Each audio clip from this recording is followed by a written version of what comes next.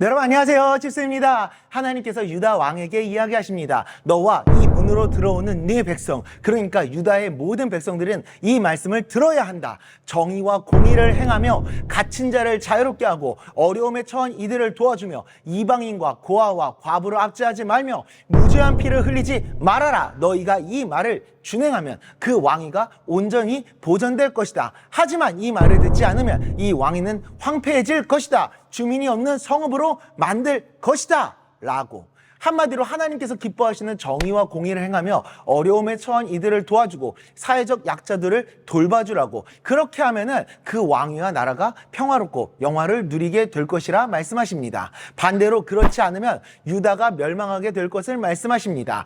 여기서 우리가 오해해서는 안 되는 한 가지는 우리가 정의와 공의와 선행을 행하면 하나님의 구원을 받을 수 있다라고 생각해서는 안 된다는 겁니다. 그 선을 행하는 이유가 중요한 거죠. 바로 하나님의 말씀이기 때문에, 하나님 때문에 해야 된다는 사실이 중요한 겁니다. 그 일이 자기의 자신의 어떤 착한 양심과 같이 자기로부터 비롯되는 것이 아니라 바로 하나님으로부터 비롯되어야 되고 이루어져야 함을 말씀하시는 겁니다.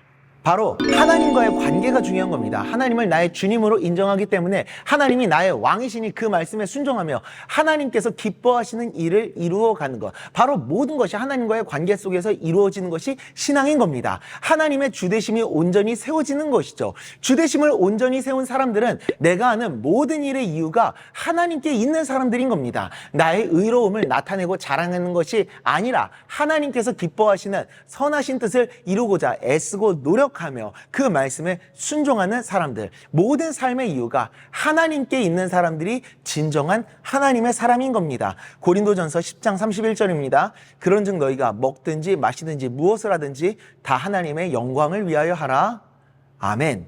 하나님을 나의 주님으로 온전히 인정하고 섬기며 내 뜻과 마음이 아닌 하나님의 뜻과 영광을 이루며 살아가는 진정한 하나님의 사람으로 세워지는 우리가 될 수 있기를 간절히 소망합니다.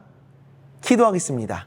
하나님 아버지, 나의 선함이나 나의 착함이나 나의 양심이 아니라 나로부터 시작되는 나의 의가 아닌 하나님으로부터 비롯되는 하나님의 은혜에 감사하는 마음으로 하나님의 뜻을 이루어드리기 위한 그 하나님을 향한 사랑의 마음으로 내 삶 속에서 선을 행하고 하나님의 뜻을 이루며 살아가는 우리 모두가 될 수 있도록 주님 은혜 내려 주시옵소서. 예수님의 이름으로 기도드리옵나이다. 아멘.